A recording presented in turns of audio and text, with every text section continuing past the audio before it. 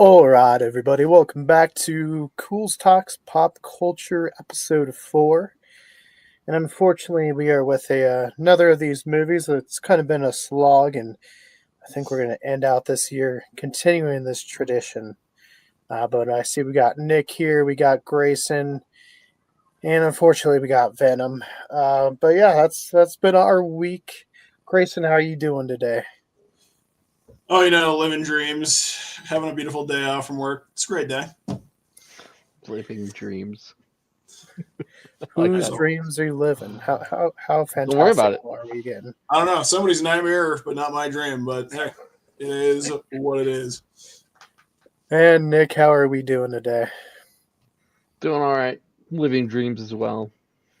Just making it by in this dog eat dog kind of world. It's a dog eat dog kind of world and Venom, but we'll get to that. Yeah, no, it's been a good week. I saw Venom Saturday, so just a couple days ago. It's a really kind of crazy weekend. We dropped our Joe Antrim video Thursday. If you haven't seen it, make sure to go click that link above and check it out. But yeah, we saw Venom: The Last Dance. Before we get into it, Nick, what are your thoughts being a huge Spider-Man fan with Venom? Just like the character. So, like growing up, when I was younger, I used to think I used to think Venom was like the penultimate villain for Spider-Man. Same way that like the Joker is for Batman.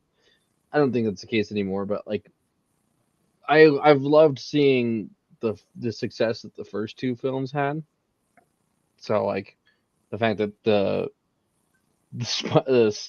poor reception of Sam Raimi's Spider-Man 3 didn't completely ruin Venom for film was kind of cool. So I mean, I like the character of Venom. I really do. Grayson, same question. What are your thoughts with just the character of Venom? Well, I've always loved Venom. He was probably my favorite villain growing up of Spider-Man. The first introduction I had to Venom was the PS1 Spider-Man game. If anybody remembers that, Venom was a very large part of that entire game. So created my love for the character, and just from there, always thought he looked cool. Always thought the story about Venom was cool, and yeah, I think he is definitely the best part of any Spider-Man story when he's involved. Even if there's like whenever he shows up, always a good time. You can't really complain about having Venom involved in any Spider-Man material. Yeah, he's definitely a character that, though recent, I guess, in the whole thick of things, he's definitely gotten that fan attention. And even as of late, he was in the PlayStation Spider-Man game as well, the most recent one. Played by Rest the in late peace. and great Tony Todd. I was gonna say rest in peace, Tony Todd. Real quick, who here knows the origin story, like the behind the scenes origin story of Venom? I know he was a Todd McFarlane character, and Do you know? So do you know why? Do you know why Todd McFarlane introduced Venom? not off the top of my head. So Todd McFarlane got really sick and tired of seeing Spider-Man in a black suit. He wanted him to go back to his red and blue. So he introduced the character of Venom being the symbiote, so that way the symbiote could get off Peter Parker and put him back in his red and blue suit. Fair Fun enough. little tidbit for you. Hey, the more you know. You come here to learn things every time. But yeah, the black suit was introduced in Secret Wars, so it's kind of fitting that our little podcast has come full circle. It doesn't mean this is the last one, but we started with Secret Wars, and now we're talking Venom. Grayson, since we brought it up, or at least Nick did, what are your thoughts with Topher Grace's Venom? I think much like this movie, it's just bad producers, people that really don't know the character or like know the highlights and the cliff notes of who Venom is, trying to make a Venom movie to profit off of it and try to act like just milk fans for what they're worth. I didn't really hate Topher Grace's character or the interpretation of Venom that went on with that. I just hated the fact that it was forced into a movie it didn't belong in and it didn't need to be in. But I mean, you can't get what we have now, at least with Venom being more of its own character today, without having those awkward stepping stones of the early 2000s. My You least said favorite. bad producers and just bad management. I had PTSD to the Chicago Bears. Nick, go on. Oh, didn't mean to hit a sensitive spot for you, Keegan. Oh, no, I'm probably, I'm pretty sure I'm the only Spider-Man fan who just does not like the black Raimi suit. I don't like a webbed version of the Venom suit. I didn't like how it was just a black version of Tobey Maguire's red and blue, just with a different Spider logo. I didn't like that at all. I do not to this day like that suit at all. And I did not like Venom in that movie because it didn't really feel like Venom to me in that movie. It felt more like Topher Grace's character. I don't want to say it was Topher Grace himself, but it was Topher Grace's character in that film just being a whiny bitch. Yeah, having seen Venom mainly from like the cartoons where he's like this big hulking monster, and I get what they were doing with Topher Grace. They're kind of just having him the flip of the coin, the other side of the coin. At the same time, Raimi hated Venom, so it's kind of just they forced him into that film. I don't know. Do you think? I mean, he's one of the few villains I will say to in Raimi's that he like. Yeah, no, that guy's like dead. There's no way he's coming back. Yeah, he made sure he's like, yeah, just kill him as bad as you can, so he can't come back. Pretty much. I did find that funny after the third movie came out when I started realizing like, oh, Tobey's Spider-Man like straight up just kills all of his villains. Like the only villain of his that doesn't die is Sandman because he just floats off in the wind. And not for lack of trying, he did like push him down Not the for sewers lack and of good trying. riddance. He definitely tried to kill him. He just wasn't successful about it. Yeah, unfortunately, he forgot that sand and water makes mud, so didn't actually kill him. Mm-hmm. But yeah, they I know too, like the whole face of Venom was going to be different, much like Goblin, and of course, then they're like, "Nah, let's go CGI." So it's just It was so bad. It was so bad. Sony just being Sony from day one, pretty much, and Well, let's be honest. Avi Arad, he's like an addict. He needs to be stopped from making any more Spider-Man movies. He can This stop is when he horrible wants to, producer. okay? He can stop when he wants to. Listen, Look, you guys I'm got gonna any keep more than making. Spider-Man stories? Hey man, can I make a horrible Craven the Hunter movie? Hey man, can I make a horrible Morbius movie? Hey man, hey man, I can I just want to keep making say the same crap story over and over again from 2008 and see if it actually works this time? Come on, man. it was this film or it was something. It was either this film or another film that Avi was also the producer on. And I mentioned to my buddy, I was like I don't know if this is gonna be good or not. And he goes, dude, it's Avi Arad. He produced Spider-Man. I'm like, he also ran it into the ground. So like, Yeah, he's not really a trusted or just a trusted name in anything anymore. He's getting to be like archaic at this point. oh, he did Borderlands, Nick. Highly acclaimed Borderlands, right there. oh, the one that barely made back its marketing budget. Yeah. I don't Also, think he did Morbius. He did Uncharted, so I mean that did okay. Uncharted was actually a decent film. I It was think. I enjoyable, didn't. yeah. It was a good film. It wasn't a good video game adaptation from what I hear, but it was a good film. I enjoyed it. Yeah, especially when you look at it like in the thick of like his just filmography. Um, yeah, so guys, the new viewers just joining. Before we get to Venom, Last Dance, we are kind of just going over the history of Venom. Currently, we're looking at Avi Arad and his filmography of production. But if you guys have questions or comments, Put him in the comment section. We'll answer him. Oh, he did Airbound. I have no idea. Ghost in the Shell. All the Amazing Spider-Mans. Ghost Rider. X-Men Origins Wolverine. The Incredible Hulk. Oh, he produced Iron Man. So, I mean, there you go. He is now the reason we have the MCU. So now we can no longer talk bad about him, Nick. He also gave us the Spider-Man animated series. Ooh, that's pretty. He gave us, gave us both Ghost Riders, the Fantastic Four, Blade the series, X-Men: The Last Stand, Elektra, Blade Trinity. Give it up for Avi Arad, ladies and gentlemen. Give it up. Yeah, I mean, if there's one thing, he's consistent. He's putting out comic book movies or video He's game consistent. adaptations. He's consistent in shit after shit after shit.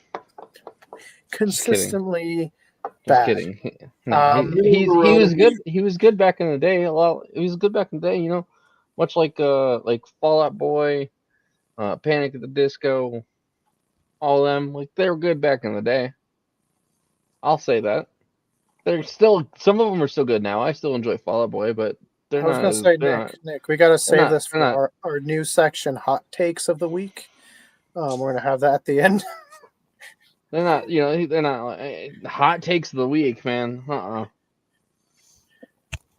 So yeah, then Spider-Man 3 does terrible. We know what happens there. And then they want to put Spider-Man back into high school, which is like just a running theme with Sony, and they're very terrible at like actually keeping with it. But Amazing Spider-Man comes out, he's back in high school. And then by Amazing Spider-Man 2, he's graduated high school, so they just jumped the shark right there. But at the end, they had cut a scene where you're going to see the symbiote in like the Hall of Villains or whatever that thing was in Osborn Lab. They had one that they actually cut the scene where it showed like the symbiote like floating around. So they were like leading up to it. Now I know Amazing Spider-Man 3 was actually going to go back in time because they realized they effed up and shouldn't have jumped that far ahead. Grayson, are you happy we didn't get the Amazing Spider-Man version of Venom? The way I can put it is the characters and the people that were actually involved, like with casting, like Andrew Garfield, Dane DeHaan, a lot of the actual actors in those movies were really good actors. I really wanted to see Felicity Jones, or was it Felicity Jones or whoever that was playing Black Cat. That'd be Felicia Hardy. Felicia Hardy, yeah. Well, no, the actress was Felicity Oh, Jones. you're talking about the actress. Hang on, I got it. I got you. Anyway, they were great actors. Amazing Spider-Man 2. Yeah. She was great. I mean, it was like I would have wanted to see where it went. Kind of like with even the Tom Holland Spider-Mans, they just needed a better story and better writing. It kind of just seems to be how Sony does all of their Spider-Man stuff is things happen and Spider-Man's there. It's not really a story. It's just comic book stuff, more comic book stuff. And guess what? Do you remember this comic book stuff? It's just nothing but just stuff happening consistently. And then just all of a sudden characters show up and then they go away and they die. It's not like what Sam Raimi did where he actually crafted a story. It was just, here it is. Now they're gone. You guys want to give us more of your money, right? You sure do? Okay, great. We're going to keep making this crap when nobody wants to see it. It's just mediocre just to milk fans for what they're worth, and it just isn't really what people want to see. They want to see better quality stuff. So I would have wanted to see what could have happened if they actually would have done a better script on the story. But for what it was, I guess I answered my own question on that diatribe. I mean, it's almost like that meme where they'd be they're playing Uno, and it's like, make a good Spider-Man story or draw as many villains as you can. Because at some point, they're just like, hey, one villain worked out good, but what if 35? Like, what if we just put Spider-Man's entire rogue gallery in this movie? Wait, we're going to make money off of toys? Grayson was right. It was Felicity Jones. Grayson for the win. So now we got Grayson 1, fact check 0. So we're doing good tonight. The autism pays off. Uh, Grayson 1, fact check, -10.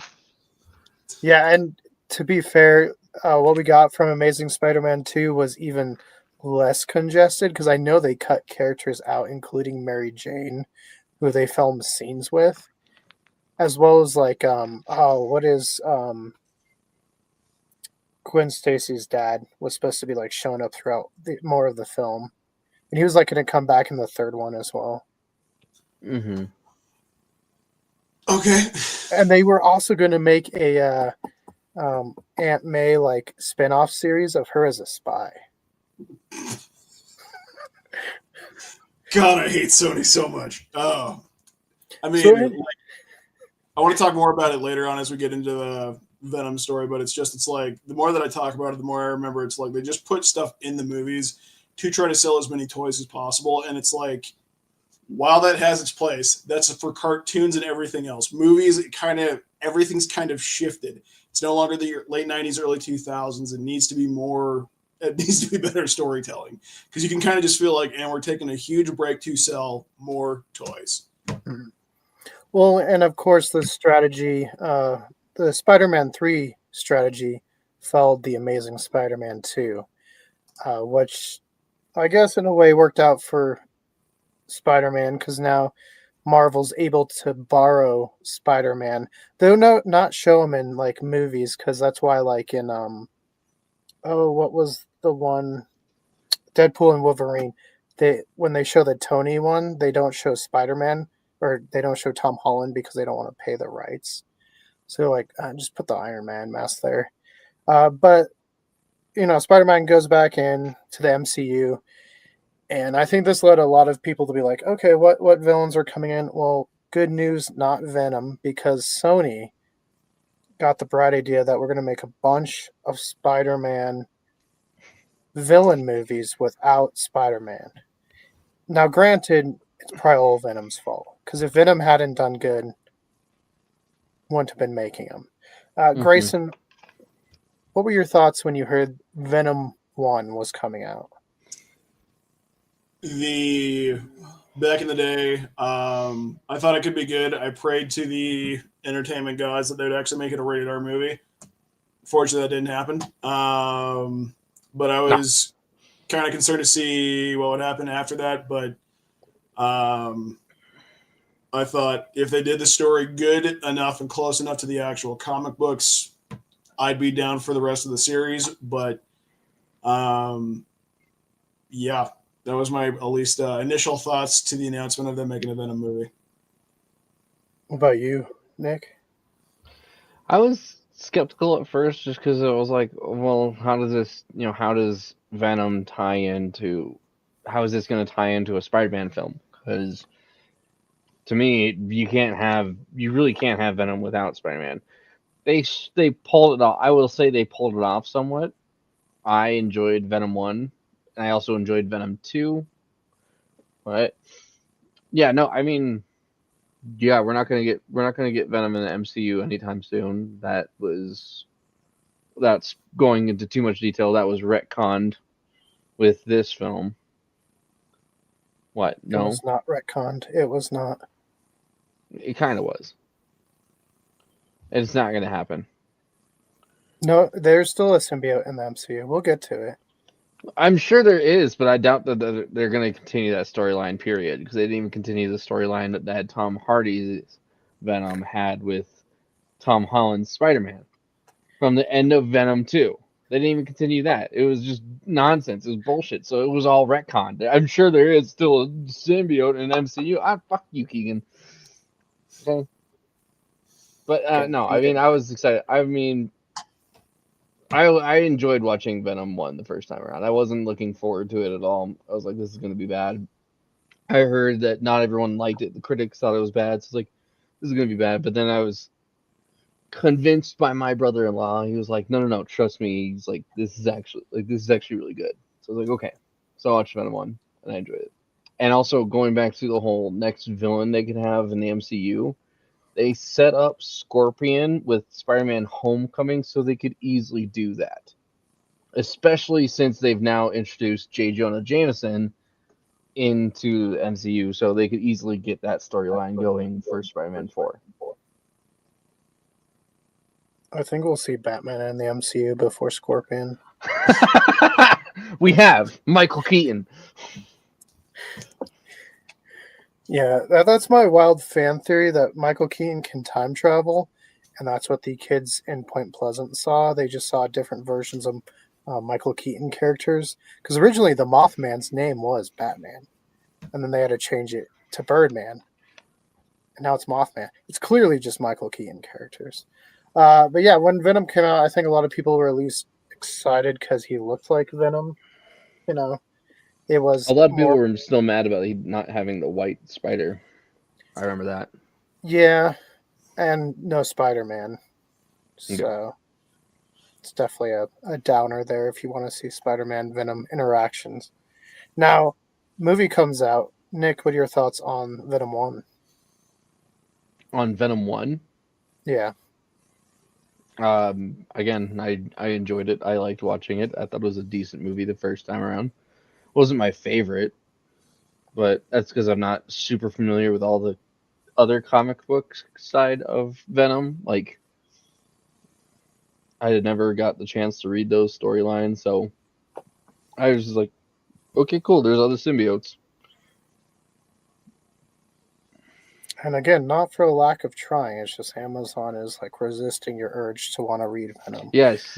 I bought the comic we were supposed to read for this podcast 3 weeks ago, along with 3 other items, and Amazon decided to ship all 4 items in separate packages, and the Venom comic is the one I'm still waiting on.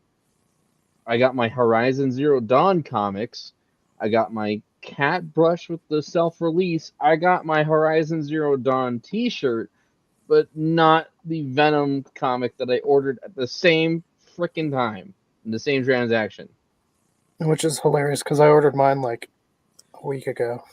I'm really mad at Amazon. Jeff Bezos, if you're watching, I hate you. Go back to space and never come back. But if you want to fund our podcast, we're also not against that. That is also true. Grayson, what are your Amazon, thoughts? 10 out of with Venom 10. 1? My thoughts, yeah, I want Amazon to sponsor us. I would definitely. Amazon, 10 out of 10. I mean, Jeff Bezos will be probably in my neck of the woods anytime now because, hey, you know. But, You're just that big and up and coming. Lord willing. Anyway, my thoughts on Venom 1 when it came out. I didn't see it until it came out on video because I was like, it's PG-13. I'm not going to see this piece of crap in theaters. There's no way. So one day it was like that Thanksgiving when it came out in that year. We bought the movie, watched it with my family, and I was like, this isn't too bad.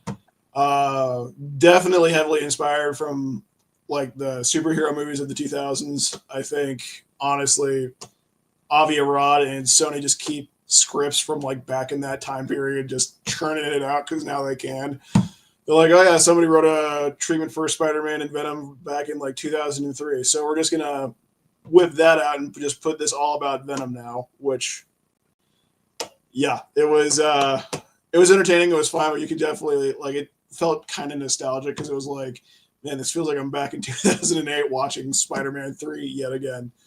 But or not 2008, 2000, whatever it came out. But Fact check again.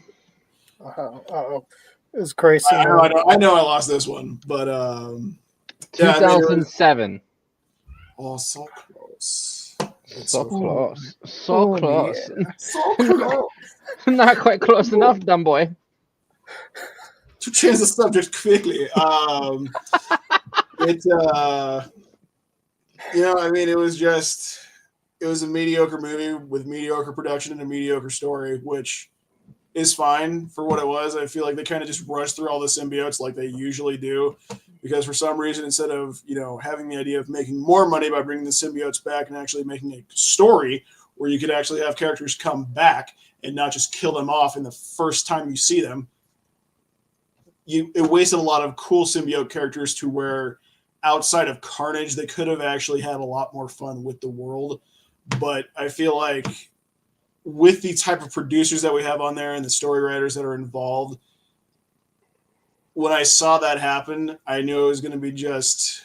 I didn't get my hopes up too high because I knew it'd just be a burn and turn, just to make as much money off of a one-time purchase as possible, drive up rarity prices for toys, and it was unfortunately depressing watching that. But overall, I had a good time watching the movie. Yeah, I mean, I'll say watching it the first time, and I waited till it was out on Blu-ray. Like, I didn't go see it in the theaters or anything like that. Um, I didn't think it was terrible. I mean, I liked aspects of it. I thought, like, Tom Hardy was good. Um, at least he kind of, like, better fit my idea, I guess, of a Eddie Brock. Because, like, unlike Spider-Man Lotus, Nick's all-time favorite Spider-Man movie over there. Don't you Um, even. Don't you even. Wait, you didn't know it was Leave opposite day? me out of that. Don't put words in my mouth. It's opposite day. He actually doesn't like it. We have a review. You can see it in his own words. He's only really defensive because he really likes it. No, but unlike that movie, the only thing I liked about. Go ahead, Keegan. Sorry. no, I was gonna say about that movie, one of our biggest complaints was Eddie Brock, who's supposed to be like this guy that's picking on him, like looked half the size of Peter Parker. Yeah. And we're like, yeah, he ain't gonna. Hang on, in Lotus, wasn't who was his villain, or not his villain? In Lotus, we didn't see Eddie Brock. In Lotus, we saw Flash Thompson, and he was like this That's super a nice Flash. guy. He's Also, like he was super half nice, this and he's like, size. you know what? He's like, Peter helped me solve my drug addiction. It was tearing my family apart, and Peter told me to chip up. Peter went and like just like cried to a dying kid for like 3 hours. You should date him. Quality material right there. The only redeemable aspect of Spider-Man Lotus was the visual effects team. Those swinging sequences looked really good, and unfortunately for them, their producer of that film, whatever maker, whatever, that guy done royally fucked up and ruined. Well, Nick, how is that possible? He's the only one who knows how to write Spider-Man, as you can tell with the glowing success of Spider-Man Lotus. And believe me, those actresses playing Gwen Stacy and Mary Jane, barely passable for actresses. I mean, I thought Gwen Stacy did good, but she died pretty early. I thought they both did really good. I thought everybody did really good in that film except for Peter Parker's. No, Mary Jane did not do good. At least in the whole rooftop scene, terrible. Anyway, back on the topic now that we've gone off of it. Cats in a bag, good lord. If you guys want to see, though, we do have like a 3-hour deep dive. One of our longest deep dives of all time on Spider-Man Lotus. You guys can check it out. But yeah, film. Yeah, so one of my thoughts, at least with Venom, was I mean, I thought Tom Hardy wasn't bad. I thought the movie was pretty cliche for a superhero film, kind of like what Grayson was saying. Not that it was bad, but it didn't bring anything new, and it just kind of felt meh. Wasn't terrible, but wasn't great. Just kind of there. But then we got Spider-Man, or not Spider-Man, Venom 2, Let There Be Carnage. Which was really hyped up for a post-credit scene, like Nick said. Didn't go anywhere. Nick, what were your thoughts with Carnage? Honestly, hot. I don't know if this is a hot take or not, but I thought Venom 2, Let There Be Carnage was the best in the trilogy.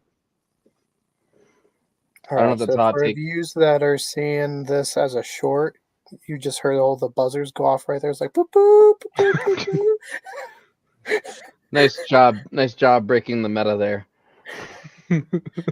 Hey, Venom 2 was really, I enjoyed Venom 2 a lot, actually. Woody Harrelson is a phenomenal actor, and anytime he's on the screen, he brings 110% to his performance, and I do enjoy that about him. I agree with you that Tom Hardy was a lot more along the lines of what I thought Eddie Brock to be. I definitely thought Tom Hardy did a good job with this character. Yeah, and Venom 2, and I also like the fact that even Venom had a moment where he's like, "Oh, I don't know if I can do this anymore." Kind of made Venom no more. yeah, Venom no more. I also kind of made Venom a little bit more likable. I thought, not that he was dislikable, but Grayson, what about you? Got a confession to make, boys. I've never seen Venom 2. And I don't know if I ever will. It is mostly because when they decided to introduce Carnage and they decided to not make it a rated R film, I am standing strictly on business. I don't know if I'll ever see that movie. Because even if it may be as good as it is, A, Spider-Man's not involved. B, Carnage is much more of a complex character to actually keep involved in the actual lore of that universe, to have just a one-off with Cletus Cassidy and Carnage. And 3, Woody Harrelson, I did not really think I didn't really like him as Cletus in the first movie, and I felt like he would be too hammy of an actor going into the second movie, trying to play it up and be the creepy guy that Cletus was. And even from the trailers and kind of like all the interviews and all that kind of stuff, it didn't satiate or even quiet down any of those concerns. It just made it worse. So I'm gonna say okay, you go first because I was just gonna say I'm gonna make it real quick. If you can get through Spider-Man Lotus, you can watch Venom 2, Let There Be Carnage. Just saying, as a Spider-Man fan, you owe it to yourself to at least do that. I can care less either way. Okay, Keegan, back to you. All right, so Grayson, what could have made Clay a better character, or Carnage?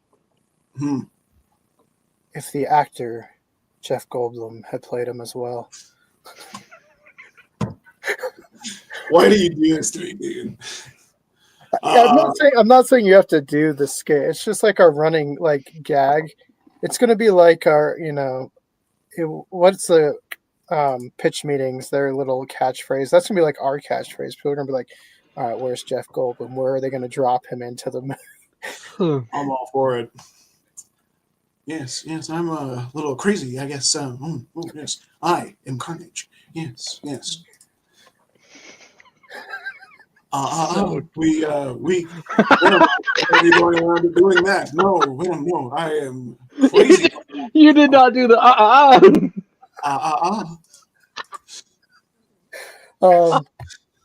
My thoughts with Carnage 2 is I really don't remember it as a film.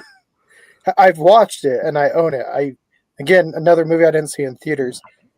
And I can remember bits and pieces, but it blends together with the first one outside of obviously Carnage is red. And then there's the biggest scene that sticks out to you is Venom seeing Tom Holland on the screen. At least for me. And that never got paid off. Yet. It's not going to. Again, we have a better chance of seeing Batman in the MCU than we do Venom. No, that was Scorpion. I've already seen it. It's on betting odds now. It's on 5-1 odds. It's on FanDuel. Yeah, FanDuel 5-1 odds. Oh, David is in. David, did you cash your 5-1 odds that we will see Batman in the MCU before we see Scorpion? No, it's going to be close, but Scorpion will beat him by just that much. So David is taking the Scorpion odds there. David, what are your thoughts with Venom as a character? As a character, are we talking about the whole history of it, or just in the movies, or what? Whole history, yeah. Hey, real quick, am I the only one getting weird audio from David? I am too. I wanted to make sure I wasn't going crazy. All right, so in the comments below, tell us if you're taking the 5-1 betting odds on FanDuel. In the comments below. By the way, comment, and subscribe. Okay, is this any better? No, about the same. Okay, give me just a second.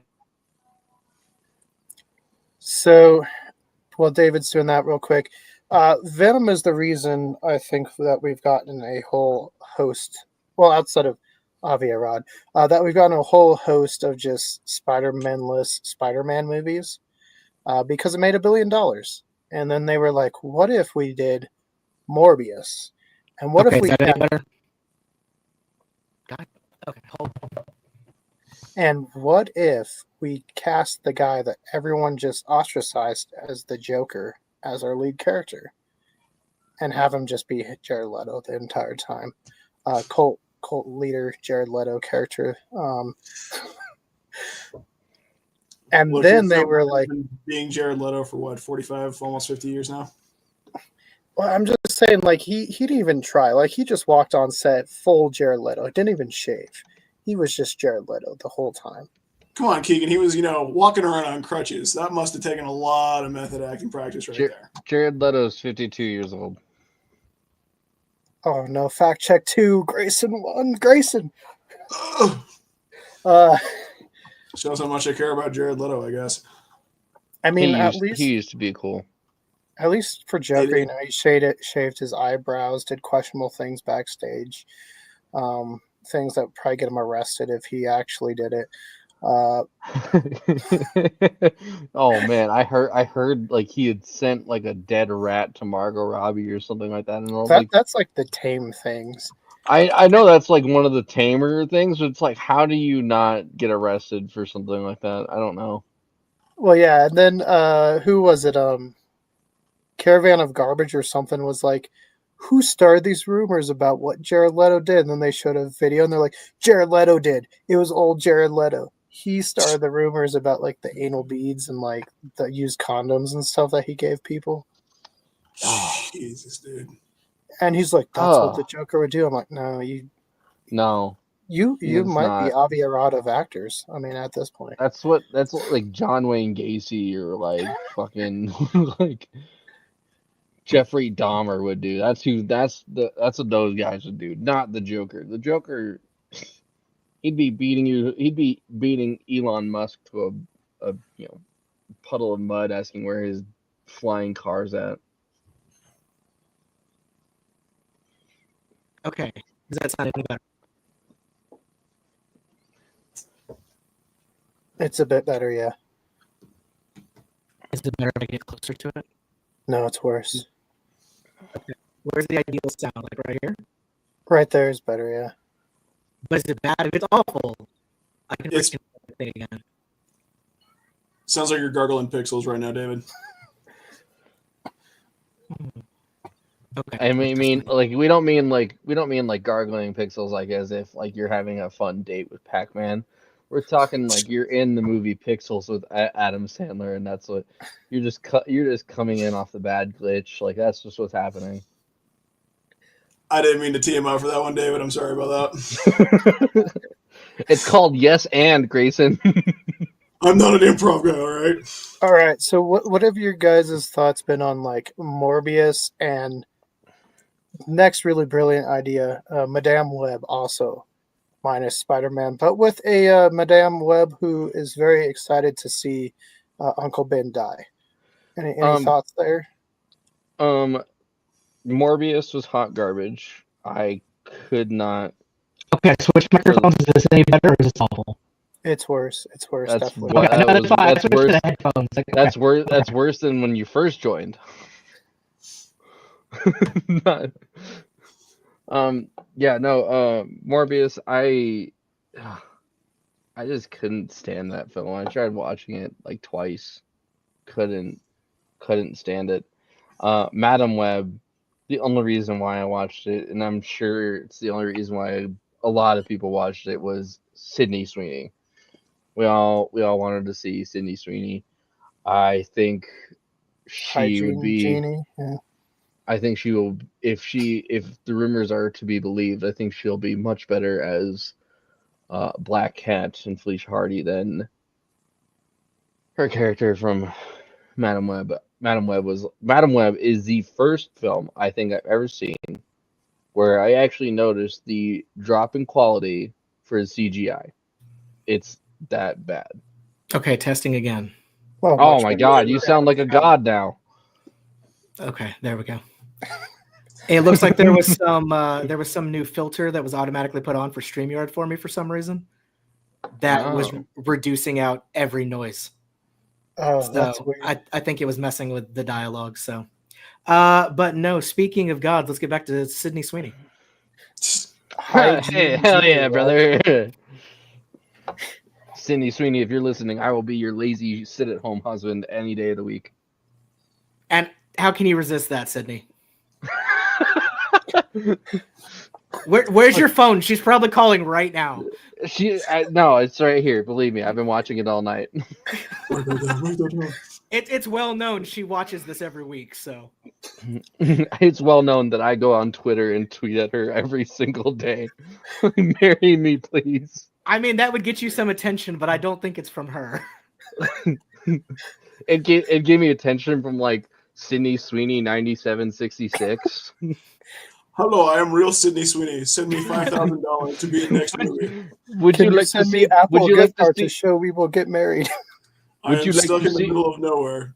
Would you like to see my bobs? Pay me 5,000, please. All right, so David, on that note, Venom as a character, what are your thoughts as far as like pre-Tobey Maguire Spider-Man Venom? Okay, so Venom as a whole, especially like comics and everything, I dig Venom. I did like him when he originally came around, how it was the symbiote suit that became him with Eddie Brock, like Peter Parker's rival, all that. I thought that was great. I don't like it when they make Venom into like an anti-hero. I think he's just better as a badass villain, in my opinion. I mean, I get what they're doing with it and everything, but I feel like they were more like, oh, he's really popular as a villain. What else can we do to give him his own comic? I think that's kind of how it's kind of spun off. And it's all right, but I feel like we can't have Venom as like Agent Venom and, good guy Venom until we get just hardcore villain Venom for a couple of movies or, for a while. I think we have to appreciate him as pure evil and going against Spider-Man and being beaten before we can really be like, oh, and then he has a turn to kind of being a goodish guy, anti-hero kind of thing. Just straight off the bat, kind of what they did with the Venom movies, I don't think it went about it the right way. And personally, I am sick of Spider-Man movies that don't have Spider-Man.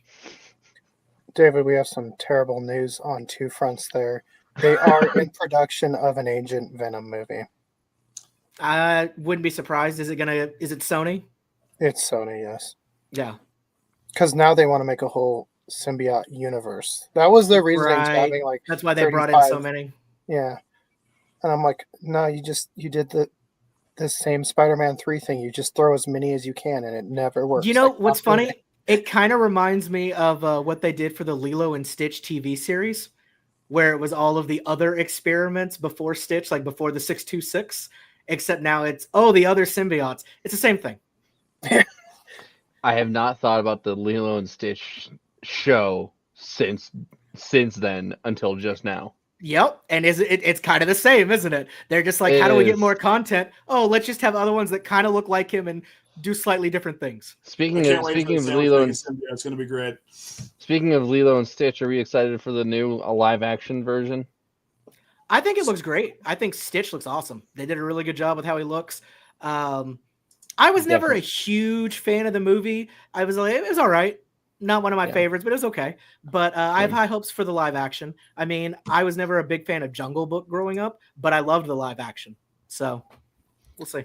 See, I've been in the dark. Anytime someone show me a picture, I literally turn off my phone. So I have no idea what it looks like yet. There's only like the D23 official reveal and then an official picture that came out like last week, I think. So yeah, there's not a ton out there yet. They did not give him the Sonic treatment, which is really good. Yeah. No, I mean, it looks basically like a Stitch stuffed animal came to life. Yeah. And that's Which what it Sonic? should. The bad Sonic or the good Sonic? The ugly Sonic. The bad Sonic, the one that was looking way too hyper realistic. Can we just say that, though, it was genius to have ugly Sonic as a character in the Chip and Dale movie? I did not know that existed. Never saw the Chip and Dale movie. So the Chip and Dale movie is amazing on Disney Plus if you haven't seen it. They're at the beginning of the movie, they're at a convention because they're like a washed up, cartoon. Like nobody cares about Chip and Dale anymore. and at the different booths, they're like different other like washed up characters and side characters.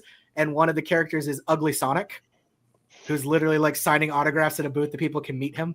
Because it's kind of like a Roger Rabbit-esque world where cartoons live with like real people interacting in the world. And it's really funny. I'll have to That's check awesome. it out. It's Especially because it's definitely Disney worth it. Plus. Yeah, Yeah. I mean, it's free. It's probably one of the best Disney Plus movies that's come out. There's a couple of things I need to get caught up on for Disney Plus. Like I need to go back and rewatch all of Echo. Need to watch Agatha all along, and I think there's another one. Another Agatha Marvel was thing. fantastic. It was a lot better than I thought it was going to be. I think I was I a also need to little- watch What If season 2 still. Sorry. Yeah, I'm behind on What If. What if? What If? Yeah, it's Disney's I little. know what if. Yeah, I was making Agatha Hardcore was way better than I thought it was going to be. I was a little hesitant going into it because she just wasn't a character that I was really all about, but the show was phenomenal. And then Echo was okay. It's about what I expected, but it's worth it for the ending setup for Kingpin. That's why I want to watch it, especially since Daredevil Born Again is right around the corner. I think that comes out in March. So Yeah, and again, it's free on Disney Plus, so why not? nothing's free. You got to pay for Disney Plus. Oh, that's true, but not that much. For a Starbucks coffee. David, what were your thoughts on Topher Grace's Venom? I was okay with his Venom, like the way they did it, but I think he's a terrible Eddie Brock. I guess he wasn't even Eddie Brock in it, was he? Didn't he play? Yeah, he was. was Eddie Brock. Oh, that's yeah. right, because the bad guy was Flash. Okay, yeah. I don't think that he was a very good Eddie Brock. I mean, Eddie Brock is supposed to be kind of a muscular, like already kind of a tough guy, and that's kind of what I think influences his Venom design once it bonds with him. So I don't think that was good. And then they did the whole like, I don't know if he was trying to be like Spider-Man, where he would have like some quips with like the Venom face would like come off and he would say something like it was dumb. Oh, my spider sense is tingling, if you know what I mean. Like there was a lot of it that I just don't think it was great. But we all know the biggest problem with Spider-Man 3 is they tried to stuff way too many bad guys in there. It easily could have been focused on just one of those villains and been a great movie. Like you could have just done the whole thing with Harry. You could have just done Sandman, or even if you would have done Harry and Sandman as the villains, it would have been fine. There was no need for Venom to be in there. Venom should have had his own movie, or maybe introduce him in this one, but set up for like a future one. Because when they were doing 3, they already planned to do 4 and 5, so they should have like planned it out better. Well, yeah, I think Keegan, you showed me the video of what the production plans were originally for Sam Raimi's Spider-Man 4. I think, yeah, the original plans were to just have Venom be a little like kind of teased character at the end of 3, which would have been a lot better. Oh yeah, it would have been a lot better. Then 4 would have had Venom and Vulture instead. Right, I know Vulture was coming into it, and then I think they were going with either Mysterio or Lizard for number 5 because they kind of teased both of them a little bit, like leading up to that. Well, and Black I mean, Cat Dr. Connors was a character in all of right. See, Sam and that's Raimi's trilogy. I really that's one of my favorite things they did is setting up Dr. Connors so that when he did become Lizard, it was like an actual like moral issue because that had been like kind of his mentor for so long. It wasn't like introduced in a movie and is now bad. It would actually be somebody like, oh, we've seen this guy for 2 or 3 movies already. Yeah, I think Sam Raimi did a really good job with that for like a lot of the characters in his trilogy. Like they were always present, not just like present when the story involved them. Right. It would actually felt like a world of characters that could have evolved with Spider-Man and become different things. Like from what I understand, what's his name? It's supposed to be Mysterio. God, I can't believe I can't remember his name right now. The guy who played Ash in Evil Dead. Bruce Campbell. Yeah, Bruce Campbell was going to be Mysterio. And he'd had those kind of cameo roles in the other movies as being like the usher at the theater and stuff like that. And he was going to revealed to be Mysterio in like the 5th one. Yeah, that would have been cool actually. Yeah, like that would have been all. And then it was going to go back and show like his other cameos. Well, Black Cat's never been a bad guy. Black Cat, no, but just different characters they're going to bring in. They didn't bring. Well, they had J. Jonah Jameson's son in there. I was hoping Full Wolf Wolfman thing going on, but nothing. Now, I do like kind of what you were saying earlier. I think Sydney Sweeney is going to be fantastic as Black Cat. I think that makes way more sense than anything that happened in Madam Web. Agreed. All right, so Sydney David, Sweeney, if you're watching, lazy husband right here, I'll be it. I'll just be home, right, waiting. I'll have meals cooked for you. Don't worry.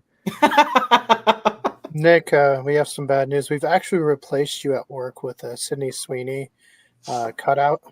So, What do you mean bad news? You said you were going to do that anyway. Except I'm pretty sure you said it was going to be a Samuel L. Jackson life-size cutout. So I know, but they Now couldn't I'm get just- it here fast enough. now I'm just disappointed. Well, did you order it off of Amazon or did you order it from any other website in the world? Timu. Timu got here pretty quick. I got Next it day. off of Next I day, got it off of Wish.com. yeah, 6 hours later, I had it, front yard. They set it up and everything. It was amazing. They Uh, set it up a cardboard cutout. David, what are your thoughts with, I guess, Venom 1 and 2, as well as the Spider-Man list Spider-Man movies that Sony's pumping out? Basically, I think, all the movies except for Venom 3 right now. I think they're awful. I think they're an affront to God and everything that he stands for, and this is why he turns away from his creation. These are the worst ideas ever to do a Spider-Man-less Spider. I mean, they wanted to do an Aunt May focused movie at one point. Okay, like Yeah, they're just Aunt they're May is not a spy. good. Yeah. It's awful.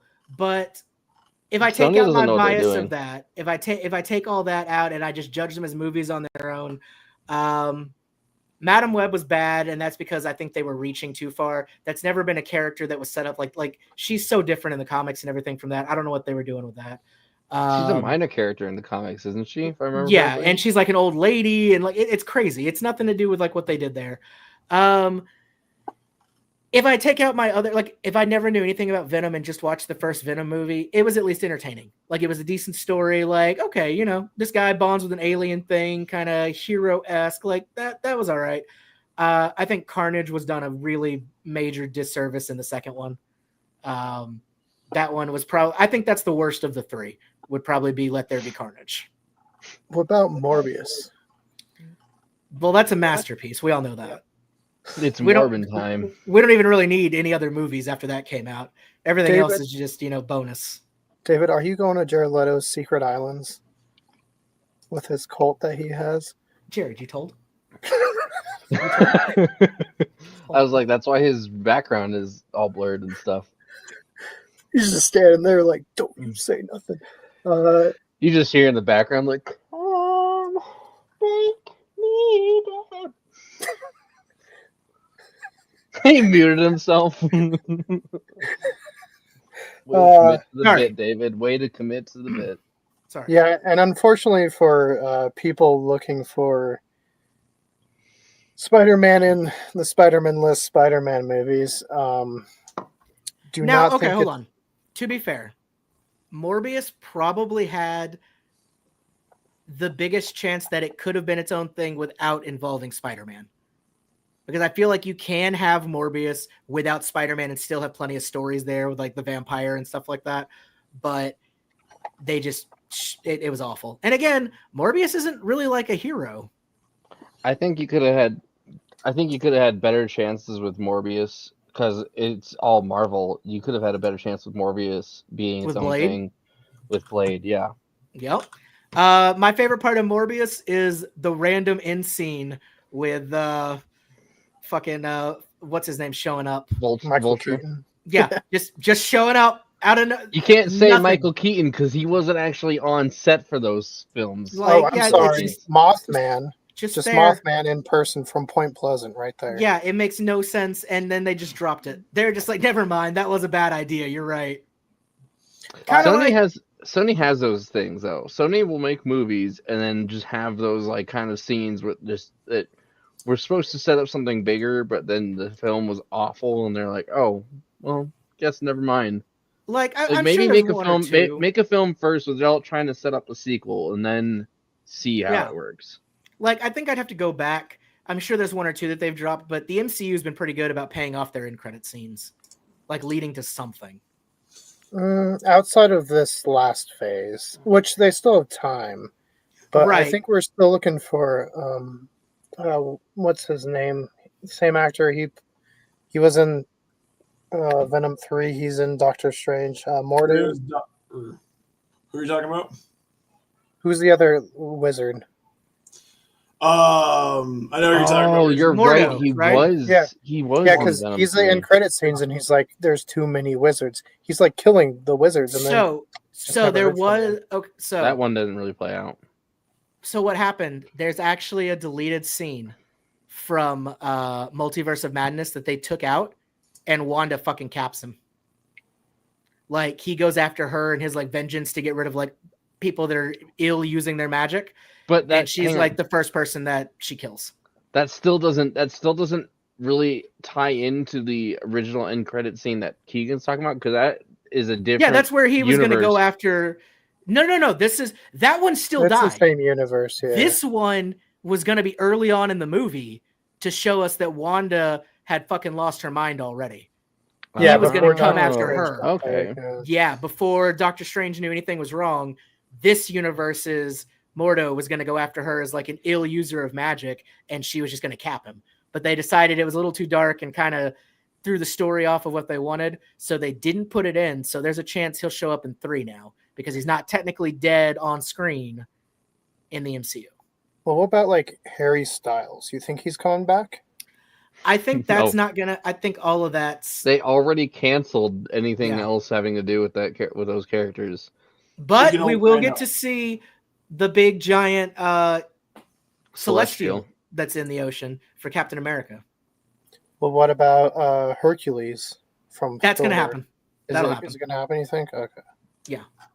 Trying Yeah, to they're think not of some gonna. of the other I think Thor: Love and Thunder made just enough money to like for them to warrant another Thor film. Not only that, but the first 3 Thors made so much money that even if 4 would have totally flopped, they'd give it another shot. I mean, they got rid of Taika because it didn't do great. And I get that. You know, the tone worked for 3. I think 3 is probably the best Thor movie. Like, Ragnarok was great. Yeah, I did not like Dark World at all. 2 No. The second one was just weird. Iron Awful. Man and Thor 2s, they're both the worst of their series, I think. I think Iron Man 2 is better than Thor 2. Oh, I'd agree. Thor 2 is probably the low point. Oh, maybe Eternals, but it's close. I would say Thor 2 was the low point of the original Marvel films. See, and what's funny, though, is Captain America 2 might be the best of the MCU. Oh, yeah, I love Winter Because Soldier. Winter Soldier is absolutely fantastic. I'm not Well, even I a think Captain this, Marvel fan. I think the new Captain America is going to give that one a run for its money. If I hope so. If that trailer is actually anything true to what the movie is. Yeah, I think I think I'm it's not going to be even a a lot fan. better than people are thinking, but I'm also really excited for Thunderbolts. I think it could be good. Yeah. I think Thunderbolts I could have be high good hopes. too. So what if at the end of Thunderbolts, it's revealed that the person that put the team together was Norman Osborn? Oh, you boom! And that's why, I mean, we already know it's not going to be. They have the asterisk for a reason, and they I'm they sorry. Are highly we pointed out. are we talking spoilers? Because I can tell you something I've heard. Yes, let's talk all the spoilers, people. Of course, again, this is conjecture. We This don't is know. speculation spoilers. From what I have heard, I don't remember. I'd have to find it again of where he comes in. It's either in Thunderbolts or in Captain America 4 that he's going to make an appearance. We will find out there is Norman Osborn here. He's kind of been behind the scenes. And supposedly he's being played by Matthew McConaughey. Yeah, that's kind of what I heard too. Yeah. Spider-Man. All right. Where I'll tell you. are you? Listen. I'll tell you. Hey, Grayson. I'll tell you what. We're gonna go in there. We're gonna get Spider-Man. But who doesn't want to see You want to go to the gym, take our shirts off? Matthew All right, McConaughey all right. become the Green Goblin? This I'm about to blow. Spider-Man has been a thorn in my side. I cannot like. It's either going to be the best casting ever or the worst. There's not going to be an in between. It's either going to be genius or awful. either going to be a Heath Ledger situation or it's going to be a Jared Leto situation. Yeah, I want to ride on lean. my glider. I lean more towards, Heath Ledger. I hope they would, but This Spider-Man foiling my plans. Oh. Take him out.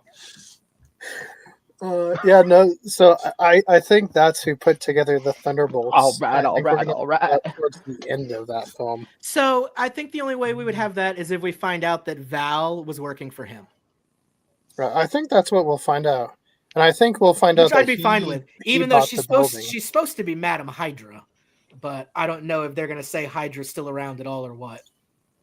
Yeah, and we can't do the Hell Hydra already. We already Is about Val Captain Julia Louis-Dreyfus? Yeah, Yeah. yeah. Her character is supposed to be Madam Hydra, at least from the comics. That's the name and everything. But I don't know if they're going to stick to the Hydra roots, or maybe it's just that she came from there and got away when all that stuff, went down. She was kind of an outlier. I don't know. Fair. Like, I'd love to see Red Skull come back in like his regular form, but I think he's officially gone after everything in Endgame. I think once they finally pull off the, Battle Worlds kind of stuff, I think they might look at bringing him back at least for another like Captain America storyline. I mean, after Secret Wars and Battle World and everything, I feel like you can reset literally everything and do everything again. And, like, it is the ultimate retcon. Because by that point it's been like what 12. Wait, when did it 20? It'd be 18 years. Oh my god. Bringing it back slightly on subject, Battle Worlds and everything being reset, because at the end of Battle Worlds, supposedly everything comes into one. That is the only way I could see them doing a seamless introduction of all the Sony stuff into the MCU and have it make sense. Yeah. I was thinking we were just gonna do all of the MCU over again and just have the numbers go up. It'll be Captain America Winter Soldier, but it'll be Captain America 7. They just redo the scripts with just a couple different lines and actors. They change like 2 lines and that's it. Like, all right, cut it, print. Now here's my question for that. Do you guys think literally everybody is going to come back at for some bit during Secret Wars and all that? Like, Yeah, do I think we'll we see everybody? Tom Hardy. I think Tom Hardy's back. I think some of the bigger X-Men actors will be back. So you think the Tom name actors will be back for sure? So you think Tom Hardy's going to show up in like his Venom, or what do you think? Yeah, I think so. Okay. I think with the way that Sony kind of played this off, I don't see that too much, especially since they kind of made this, trilogy kind of just a separate bottle section. I don't know if they'll bring him back necessarily, but I think I don't think I'm going to stop you right there. I don't think Sony's going to do anything. I think Marvel. I don't think they'll use him. I think Marvel told Sony, "Hey, we want to use Venom in the MCU now, so it's time to end that one so we can have our own fresh version of it." And you know who they're going to cast? Topher Grace. I mean, I wouldn't be surprised if we don't see him in Battle Worlds. Because that'd be hilarious. Yeah. Well, I think like Chris Evans will be back. I don't know as what. I think it'd be really hilarious if they just cast all the original Avengers as villains. That would be pretty sick, actually. Oh, like we get like Hydra Cap? No, like Chris Evans is like Magneto or somebody say. Oh. Yeah, so they have all the original Avengers, but they're different, characters. I mean, we have always seen them. They've already done a lot of the like stunt casting, like the ones that fans really want, and doing those as like quick little things, like John Krasinski as Mr. Fantastic and stuff like that. So who knows? You know what it needs Sony to do? I need Sony to hurry it up on Beyond the Spider-Verse. I know I don't want to rush that team because I want them to produce solid gold, but I still want that film out. Well, Nick, I looked at FanDuel right now, and the betting odds are better for Beyond the Spider-Verse than Blade. So you're winning there. Well, I do know that would be the best and smartest way to put Miles Morales into the MCU is if at the end of Beyond the Spider-Verse he ends up in live action, like the last scene or something. Goes through one of the portals into the MCU. I would love that. And it should make more.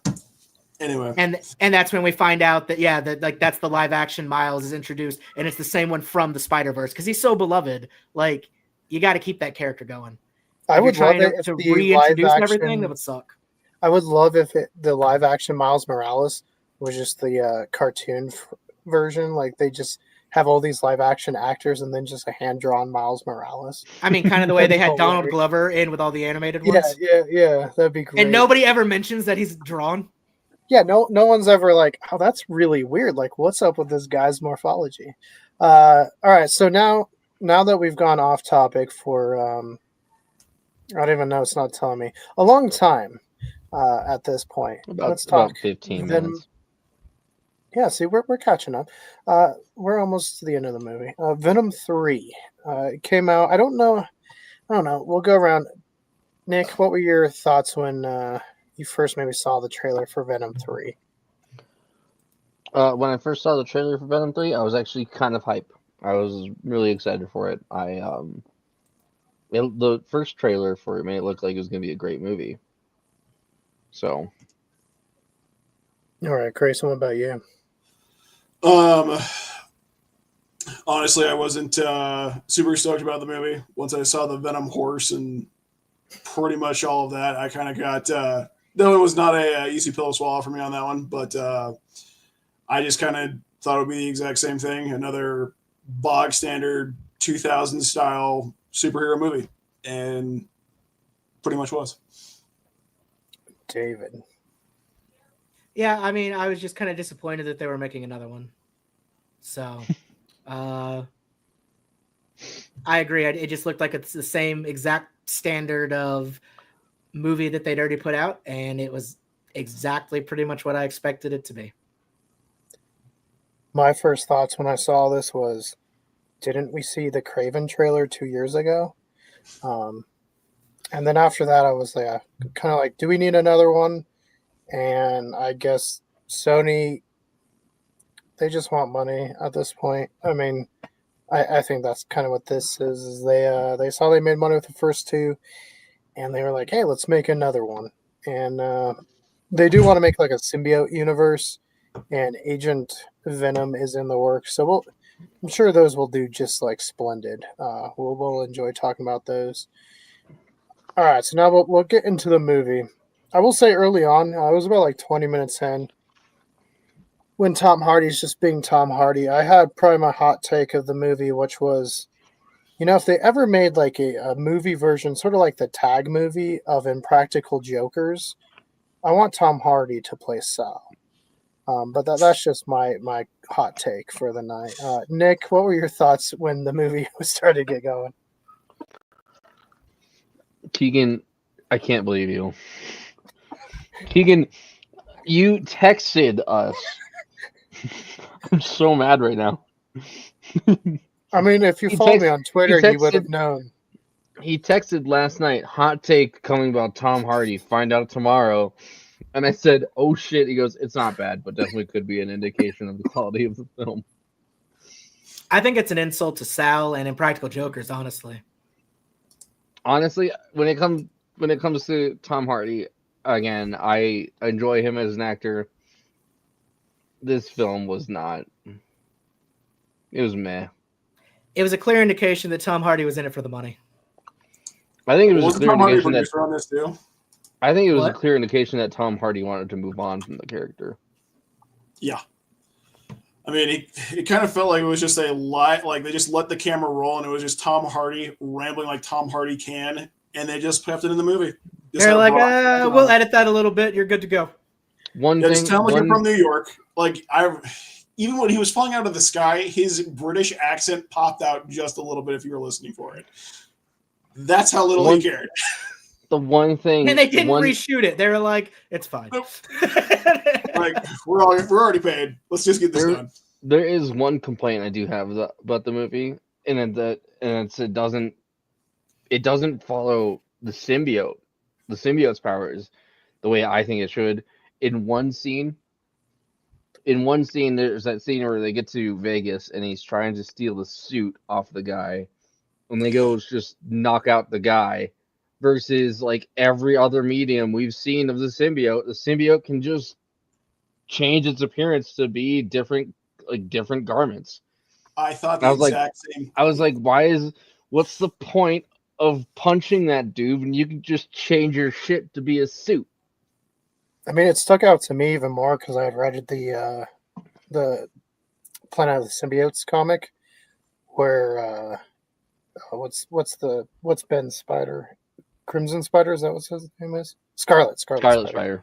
Spider. Where they find out like his blue vest is a symbiote, and yeah, so it's like, why aren't they just making their clothes? Why does Tom Hardy look like he just like, I don't know. Also, I want to ask, did they, hire two of the actors just because they were like, people will think it's connected to the MCU somehow? I think so. Yeah, because we got Lizard and we got Mordo in here, just in different characters. Yeah. Yeah, I think I really just think that was it. But Well, okay, so the unfortunately, movie opens up in Mexico, which in the other universe, the MC universe is like thriving, high tech. He comes back here and or comes back to the Sonyverse or whatever, but it didn't retcon the It comes back no to the way. Sonyverse, and the budget has been cut significantly. Yeah, yeah, it's like a That would have dive been bar really now. funny if like the quality of the cameras would have gone down for the rest of the movie, just like everything. You just see some person sitting there with a clipboard, and the budget's been cut. Anyway, take 5. Speaking of the budget being cut, I want to just have everybody keep something in mind until we get to the Vegas part of the story or part of the discussion. Remember how he walks out and there's that little camera that they specifically cut on to show that he's on camera? Yeah. Mm-hmm. That will make a reappearance later in a totally different geographical location. It's fantastic. Same very camera. Because why not? Hey, makes sense. Yeah, so he's in the same bar, different universes, and they show you this because, like I said, MCU, fancy, high tech. That guy's going to become Venom in the MCU probably because that symbiote's still in the MCU. But then he also drops a little piece of the symbiote here as he's making really terrible looking CGI bar drinks as he's like moving around just really crappily. One of the 8 people in my theater laughed. And they were like, One of is the that 8 real? people. Yeah, they said, is that real? And then I saw them leave and go get popcorn. I also think that's so stupid that you can just drop pieces of it. Right? It makes no sense. Yeah, and so he drops another piece in here, and that's what we saw in the trailer. It was a different universe. They didn't retcon it, but it's just weird. I don't get why. I guess to make it like George Lucas, it's poetry, it all rhymes or something. I'm gonna say it does make sense. I'm gonna say it does make sense because if you go off of like going off of games like the Web of Shadows game and also the Spider-Man 2 game, how the symbiotes can infect random other people. I think it makes sense. So is having a symbiote a communicable disease? Yes. It's like an STD, but you don't get to have sex first. It's like the next COVID. The pandemic of the symbiotes. Then he sees he's on the news somehow because they're in a dive bar now. They're not in this high tech one like they were in the MCU. And they decide to go on the run, but first they got to stop some dog fighters. Yeah, and the dogs clearly weren't dog fighting dogs.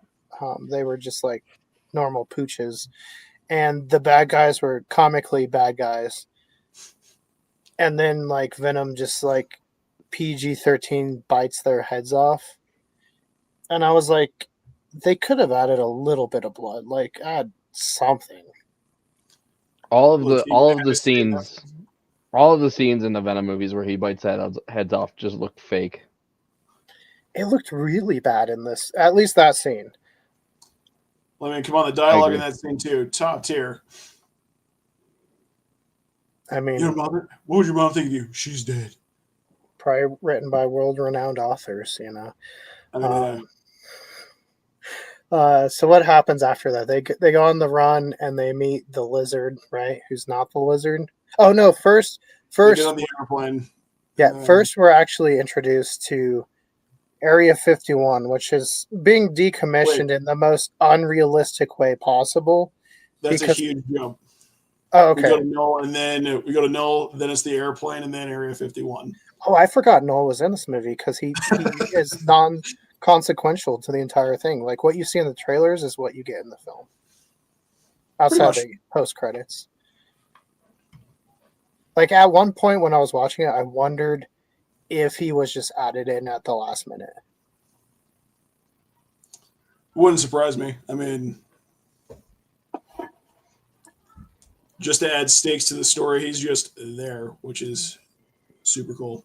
I would have been happier if they just were like, yeah, there's an alternate universe of, I can't think.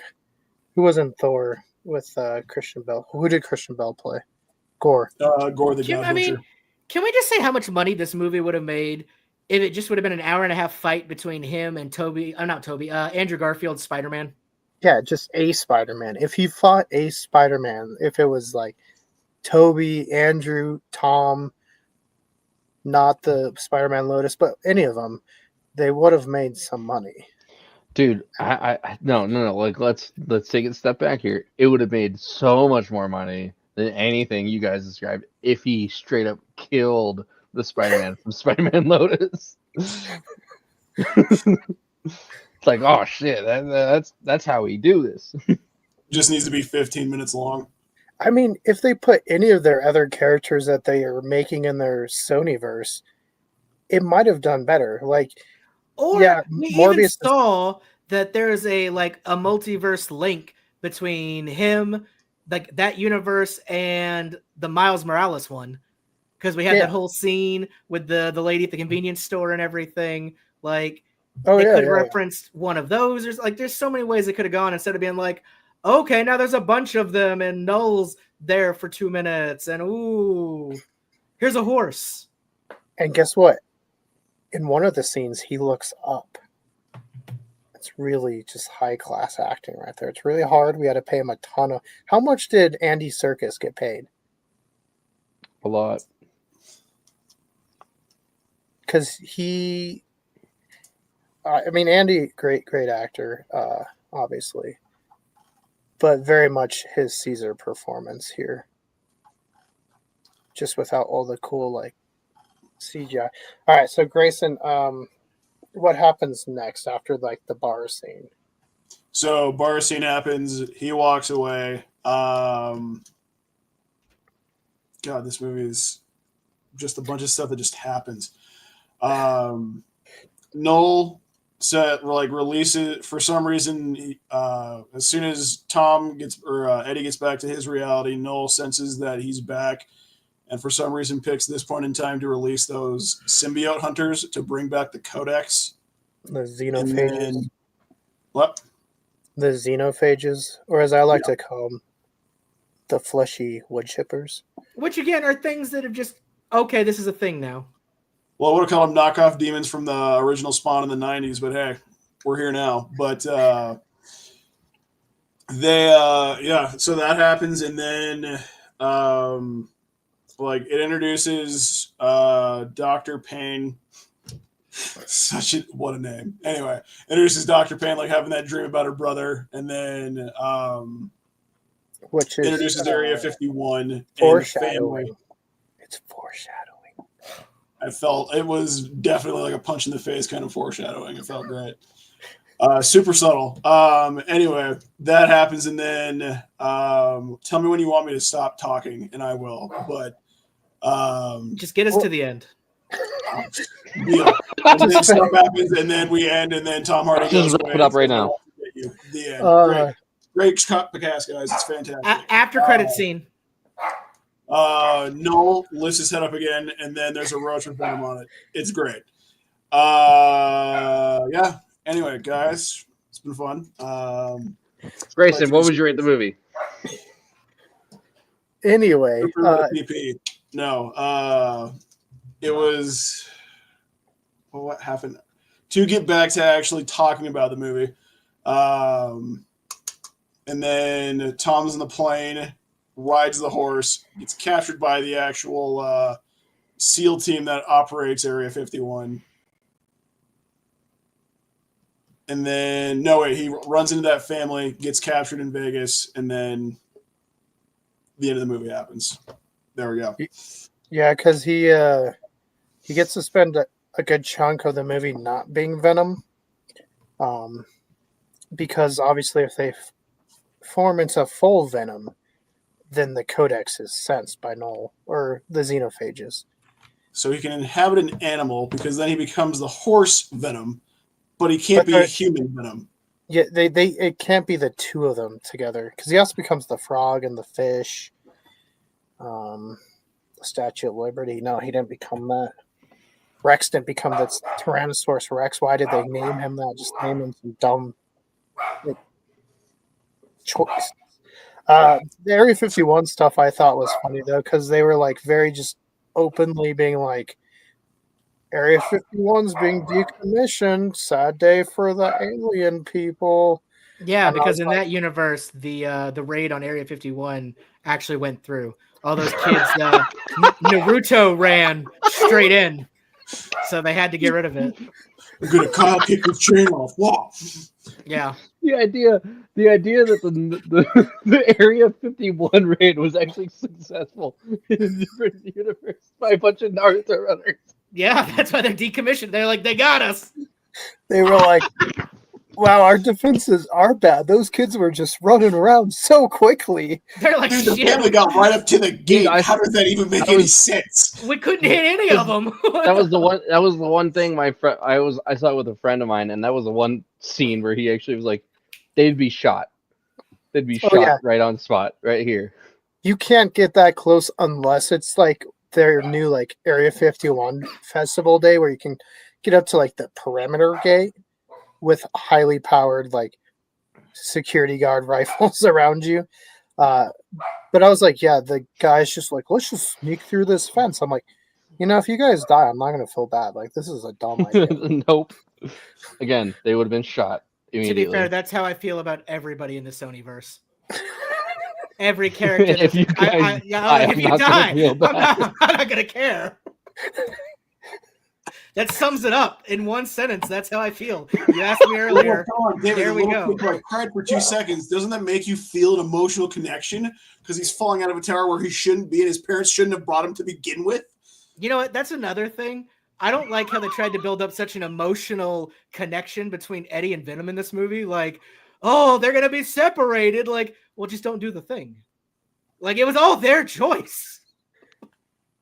Yeah, like, I don't know. The whole time, too, Venom could, like, be the head, be walking around, acting like he was on crack or something, like, looking around all scared. And I was like, just do that. Like, you're fine. Like, and I get that he's supposed to be, like, a bigger threat, because I know it takes, like, several people or whatever to take him out, but I was really upset that we didn't get, like, a big Venom Null fight. Yeah. Yeah. And I don't know where they're going with Null. Like, I really don't. They don't either. No. I mean, I think they were... Here's my kind of rough idea, is they were setting Null up. They were going to do the whole King in Black, whatever. But it was going to be, like, Madam Web and her, like, spider women that she made. Venom, Morbius, and the Vulture that took on Null. Which is Why would Vulture fight him? Because they I don't know. That's what's going on. Where? Because he was in Morbius. It's something to do with that. I'm still laughing about that. To be fair, that's how I feel with every Sonyverse movie. You could die, and I could not care less. Yeah, any character. Why did we have to have Eddie trying to walk around without shoes the entire time when it was shown that Venom can, like, do the whole, like, partial apparition thing, and at least giving him shoes of some kind so we didn't have to deal with that bit 90% of the movie? Again, I still don't get how he can be the fucking horse and stuff, but he can't be a human. That's what I'm saying. Like, why would that not register? again, It's like, he's not a full symbiote because magic reasons for symbiotes and stuff. Honestly, Again, the that's horse what is the only character I felt bad for. that goes back to my complaint. Like, why do we need to knock out the security guy taking a piss? Why couldn't you just morph into a suit? On top of that, when he's dancing with Mrs. Chin in the penthouse, why did he have to come out and take over as Venom and not just control Eddie's body to avoid being detected? Can we be honest here? That was so Grayson. stupid. Because movie. Because toys and selling toys matters. That whole scene, I was like, why is this in here? Like, did they see that Joker 2 was going to be a musical? And they're like, hey, you know what we got to do? Hey, my kids, if I had kids, they'd be grounded if they wanted a Venom toy. If they saw this movie and were like, I want toys from this, I'd slap them and say, you're grounded for having bad taste.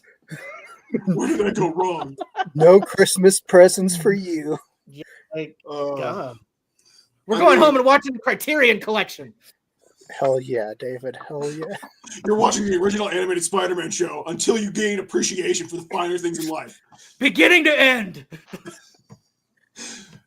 Doesn't matter who was left on a cliffhanger. That's your problem. Not mine anymore.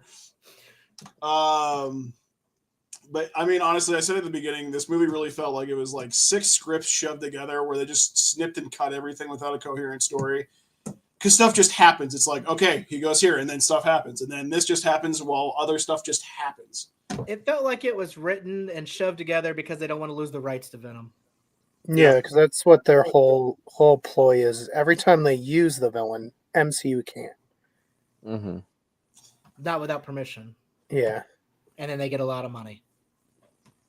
Which they like. They're like, you want to use Spider-Man? $35 million. I can't wait for the day where Marvel just goes, look, here's a blank check. Write whatever you want for all these properties. Because you know what? All right. Tell me this. It cost $4 billion to buy Star Wars by Disney. Okay. I've enjoyed a lot that's come out, such as like Mandalorian and all. Like, they've done some good stuff. Other ones I don't think have been as good. Like the sequel trilogy, not really great on a lot of fronts, but that's beyond that. This is the question. Would you have rather they spent that money to completely buy out Sony and have Spider-Man and all of that instead of buying Star Wars? 1 million%. Yes. Even though they would have got Star Wars anyway when they bought Fox, but even if it meant that we never got any more Star Wars, like let's say it ended with that and we were done with Star Wars, at least would 1 y'all million have been? %. Yeah. I'll answer this for Nick. Nick is gonna say yes. I know this. I like if Star Wars. Wars. Spared me having to sit through The Last Jedi, 1 million%. And you get Spider-Man and Venom together. Exactly. I like Star Wars. I like Star Wars, but I hate the fandom. I can 100% agree with that. It's kind of like Deadpool. I like the movies. The character's fine. I hate Deadpool fans. Fair point. It's not a bad point, yeah. Wait, you dress up like Deadpool especially at conventions. That's crazy. Oh, they just use it's like, oh, I get to wear the sexual harassment suit today. Let's go. I hate how lazy some of the Deadpool. I hate how lazy some of the Deadpool cosplayers can be. Like, I remember going to a convention and this guy was just wearing a button-up vest and a Deadpool mask. The button-up and vest weren't even of the same color as the mask. It was just different shades Deadpool, of red. It was like he came straight from his job and then just put the Deadpool mask on and he was like, all right, let's go. And I was like, that's... I mean, one time I saw a guy with a stocking on his head and he said he was Deadpool, so... No, you were getting robbed. We've been through this, Keegan. He took your stuff and your kidney. That was not a Deadpool cosplayer. Can you describe your robber? He said he was Deadpool. David's like, for the last time, he wasn't Deadpool. He said he was Ryan Reynolds. He wasn't even wearing a Deadpool costume. Keegan just asked, "Are you Deadpool?" And he goes, "Sure, why not?" He said, "Shut your mouth," and hit him with the gun. And also, okay, so back on the movie, the Lizard's family just dumb. He was dumb. Like, Eddie walks up, no shoes, looks like he's drunk and high and wild, probably just like murdered. Hippies. Yeah, and they're just like, "Oh, we love you. Come here, eat food." And the kids are like, "He looks dangerous," and they're like, "Ah, it's fine." Again, if they walked in and the aliens killed him, Not feeling bad. Look, I will be honest. The only redeeming part about the hippie family was Alana Ubach being the mom. Always a pleasure to see her on screen. Even if she had a very minor role in all this, I thought that was like the only good-ish part about the family. But yeah, they did not need to be in here. They just took up screen time for no reason. And I again, think they just did that to make it a feature-length film because there's nothing else going on in this movie. This is a totally different world from us. In this world, children, teenagers succeeded in raiding Area 51. You cannot judge by appearances anymore. This is a new world. So, yeah, let this guy in. We don't know. He's out here barefoot. I'm sure he's fine. Okay? I mean, man was able to use a bazooka. I gotta give it to where he got it. We learned not to judge by appearances. That was the good thing about the fall of 51. That's what they call it. So David, what you're saying is if Eddie Brock had Naruto run into the campsite, they would have been like, get that man the hell out of here. Like, throw him into the river. I'm pretty positive if he would have learned the Naruto run, he could have killed Null. This movie would have been over in like 20 minutes. That's the secret. No Venom sacrifice. Xenovage is done. Yeah, just all he had to do was learn the Naruto run, and then he would have killed the main villain. Yeah, we could have like a 20-minute scene of him going to like an anime con and then like teaching him in their dojo, and then we go to the fight. And the last 30 minutes is Venom making really creepy comments to a body pillow. Done.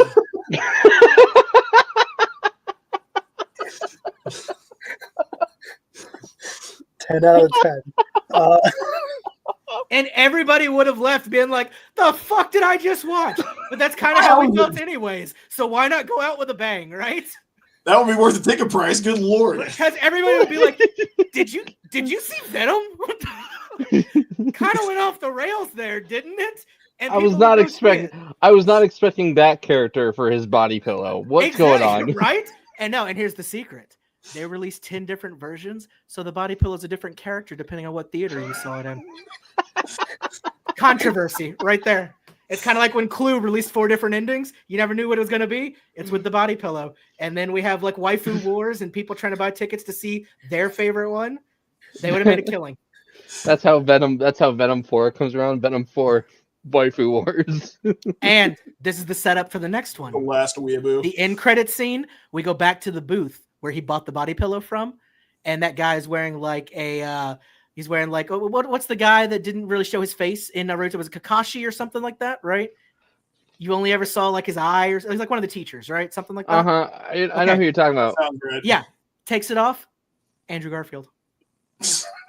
That's the end credit scene, and then it goes to black, and you're like, what?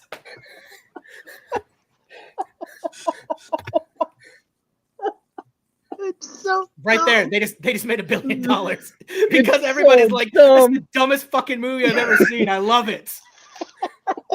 This is like Hard Ticket to Hawaii, but made with high budget. You know? Like so many people would be talking about that movie if that's what happened. They'd be like, I don't know if I took acid before I went in or what, but this did not go where I expected. They just go back to soda. Yo, what'd you put in your soda machine, man? That movie was whack. So talking about the plane scene, he's just like, yeah, he's just like, and he's like smiling, like nodding his head, and you could even have him be like, next time, and then black. No, David, it would have been better. So you know the meme where they're by the river, and then he looks around and he just nods, but he like looks around and then takes off his mask. And You just have a random Naruto. You have Tom Holland as cosplaying as Naruto run up behind, right next to Andrew Garfield and just go, believe it! And then it cuts to black. Just Naruto runs in and stops right there. Yep. Believe it! Only if at the end of the credits it just shows all you hear is just do it. That's all. And it's Shia LaBeouf. Just Shia LaBeouf, yeah. He's Null. He was Null the whole time. Actually, the next bad guy is Shia LaBeouf Cannibal. Yeah. Right?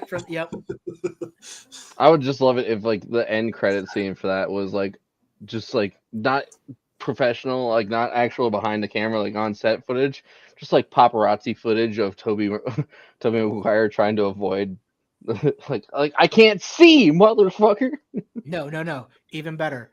So the end credit scene was, like Andrew Garfield, mask, all that, right? It goes, and that's like the mid-credit scene.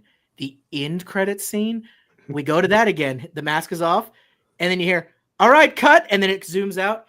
Tobey Maguire's the director. This was his movie, and he goes, "The truth is out there," and then it goes to black. Then we're done. Where's it going? Where are we going? Nobody knows. The truth is out there. All right, so back to the movie that we suffered through. So the whole plane fight scene just felt really odd because once they were done, all I could think of was they blew up that plane's engine. That plane's going down. There Like, are some all big those- casualties in this movie. Yeah, those people are dead. He Yep. ain't Superman because he immediately was like, "No, I'm just gonna like parachute out of here. Goodbye." Yep. That And was then so- they met. I'm trying to think. Okay, David, name something positive from this movie. It ended. It was only like an hour and a half. Yeah, it was pretty short.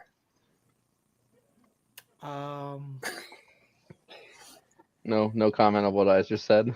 You know, the Venom CGI looks pretty cool, I guess, when he's Venom.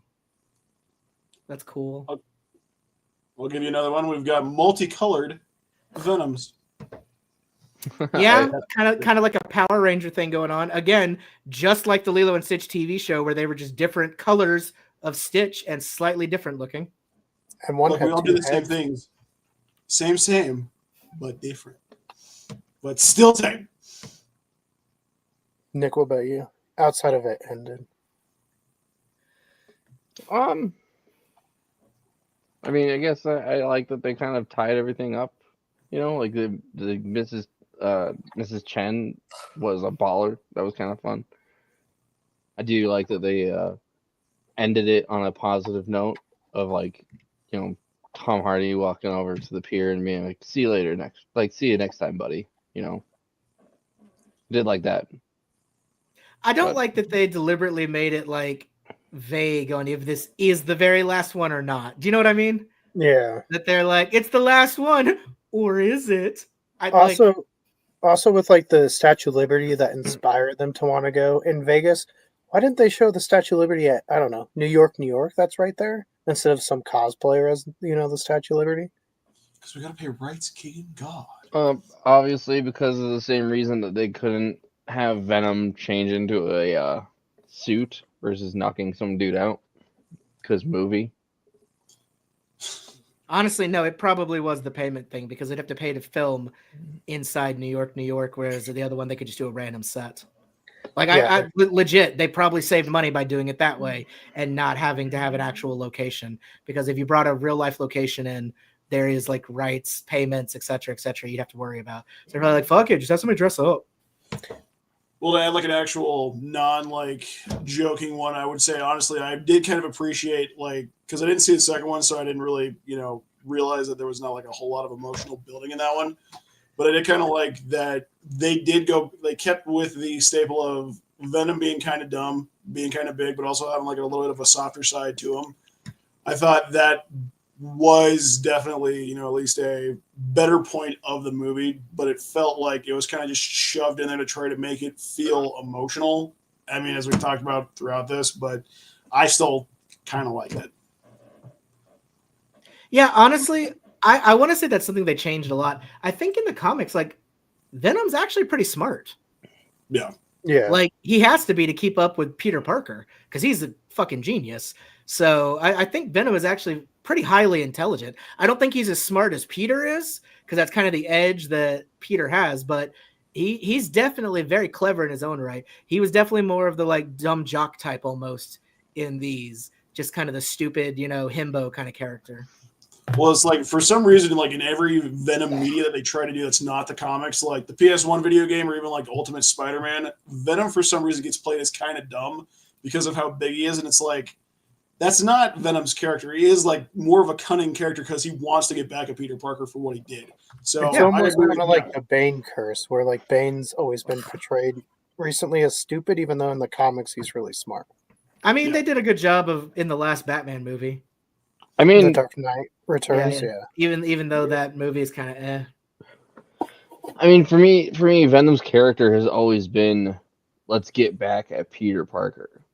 That's why like these films they're they were entertaining for some people, but like they just don't work in the grand scheme of things because there's no Because his big story again arc is revenge. yeah that's the main driving factor for Venom is that he wants to get revenge against Peter Parker because Peter Parker rejected him. Like that's at least something that the Toby one did right. Mm-hmm. That Eddie and Venom both were like, "Fuck you, Spider-Man." Like they at least had that part of it. Toby, the ultimate Spider-Man game that Grayson just got done mentioning, the Web of Shadows video game that I mentioned earlier, and even Marvel Spider-Man 2. All of those games and mediums had a revenge arc for Venom. I mean, to that point too, like we've brought it up multiple times, is that these Spider-Man-less movies of Spider-Man characters are they're just dumb. Even like the waste of Carnage as a character in the second movie was just so bad.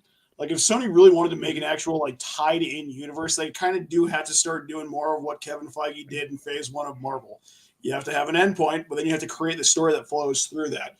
If they would have made a story where like Cletus Cassidy is going around murdering people before he even gets in with Carnage and kind of like builds up that character really aggressively, imagine how good of a storyline that would be. Like if they had like a whole spinoff thing of Venom as they just did, but like Venom is trying to eliminate Carnage so that way he can survive, so Venom doesn't either kill or consume him. And then he has to go to Spider-Man in an established universe where we've already had Venom kind of tied in. That would have been so much better for a second like Venom movie or Spider-Man movie. And then Carnage should have been fought by Venom and Spider-Man having to work together to take him down. Yep. I think a lot of movie studios have been trying to play catch up with Marvel and their giant team up versus like I think Marvel just kind of fell ass backwards into success with those. Because they were trying something new at the time. And I think that that's exactly where the DCU really fucked up. They tried too soon to push the characters together with Batman versus Superman. They were like, okay, we've got a movie out there. Let's throw people together now. Like, no, we needed a solo Ben Affleck Batman. We needed, bring in a couple other people, do the Wonder Woman, and then slowly integrate them instead of being like, we did Man of Steel. Let's get them together now. Well, it's kind of like the modern MCU where the last phase, like they introduced a lot of things, but I don't think they really had a plan. I 100% agree. Not like the first couple phases, I think their last plan was just very much Kang. And once that got fucked, they really had to scramble to be like, what are we going to do? Yeah.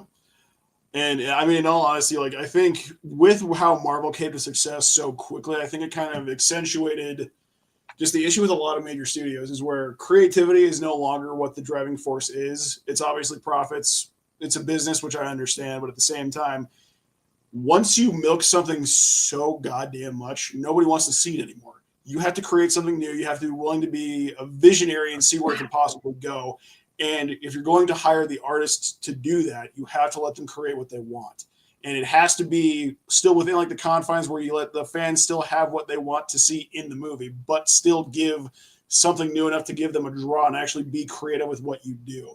It's a balancing act that it was accentuated during that earlier time, especially during the late 2010s, that the studios were getting lazy. They weren't keeping up with the times, and all they wanted to do was just keep churning out the same crap, and they got caught with their pants in the wind, and they just didn't know what else to do. So they just shoved everything into it and lost a bunch of money. We're like, why didn't this work? I think the best MCU film. Much. I agree. The best MCU film out of the most recent ones that wasn't like directly tied. Like I'm not going to count Spider-Man No Way Home because I thought that was a good film for sure. Yeah. But I think the best out of all the new ones was definitely Shang-Chi and the 10 that Rings. Was great. And I'm glad they're taking a while for the sequel because that shows me they're doing it right. Yeah, I mean it tied into the previous Marvel stuff, but not like in an overarching kind of way. It felt like, oh yeah, I mean we all like this character, like that loose end, as opposed to being like directly like if you didn't see these 4 movies, you're fucked. Yeah, it was like, oh hey, you remember how everybody blipped out of existence like for a little while? Like that was crazy. Wasn't that weird? Yeah, and it was like, oh, that actually worked for that film. It wasn't like Spider-Man had like blip back into. It's like, hey, what happened? You know. Yeah, no, I think Shang-Chi's one of the best origin movies I think we've gotten. And I mean, honestly, I think that's if we're gonna keep talking about Marvel, I think that's honestly where I feel like they kind of got lost with like the grand scope with how big it got and how fast they kind of lost the sight of like you still kind of have to have those like smaller stories and get people kind of roped back in to be re-interested in the actual storyline of these movies, because everybody that's been in this since like 2008, they started when they were either like kids or like teenagers, and they were invested in those characters from that point. But you still kind of got to give like little side stories for people to still be interested in, which I think a lot of even DC messed up. And then honestly, I think obviously Sony did too, because now they're not really focusing on the actual character or the story of Spider-Man. They're just picking and choosing everything just to make sure Marvel can't touch it. Yep. Which is a shame, because I liked the original idea for the third Spider-Man movie. I mean, I loved No Way Home. I thought it was fantastic. I love seeing the other Spider-Man and stuff. But originally, it was going to be him being hunted down by Craven. Like, Craven was going to have, now that they knew who he was, that they were like, okay, go hunt down Peter Parker to turn him in. And he was going to be like from Wakanda, like an outcast from there, as like the greatest hunter. And like, that made so much sense to his character and to that universe. Like, it would have been a great way to bring in a classic Spider-Man villain. But then Sony said, no, we don't want that. Yeah. We are allergic to money. Ooh. I mean, I don't know if it would have made more money than Toby and Andrew coming back. Absolutely not, no. Like, let's be fair. They probably did fine with the money. And it was still a really good movie, so I'm not going to complain. It was great. But I'm sad that we're never going to get that now, most likely. Well, let's be honest. It was really good because of the nostalgia. The story itself was... But yeah, I mean, there's no way I would have beaten that just because of that. But I think that would have been a way better story. Oh, yeah. Story-wise, of just not having to rely on basically a cheap gimmick, yes. Yeah. You know what would have made No Way Home better, Grayson? And you don't have to do it this time. But, just imagine if they had cast Doc Ock, Arnold Schwarzenegger, paid that off from the original Spider-Man one. You already got one out of me. You're not getting another. No, that's why I said you don't have to do it. We got it. We got it. We got Peter Parker as update on scores. Apparently, the Dolphins smacked down the Rams tonight. What? It was 7-0 when we started. What is it now? It's over, 23-15. Woo! The Dolphins beat the Rams 23-15. Nice. All right, can't wait till we talk sports tomorrow. That'll be great. This week was fun as we started with the podcast. All right, because we got some other stuff to talk about. Nick, what are your final thoughts on Venom: The Last Dance? I think Venom. I really hope he comes back in the MCU. I don't know if they're going to bring him back right away, but I definitely think this form of Venom has, I don't know, like sang its last song, kind of like worn out its welcome. It's time for this version of the character to move on. Now, if they bring Tom Hardy back in the MCU with this Venom, I'm not going to be upset about that, but I mean, this version. Now, would you want them to be like a different Eddie Brock, though? Like one that it's still Tom Hardy, still played by him, but like it's a variant of the one that we saw in the Sonyverse, maybe?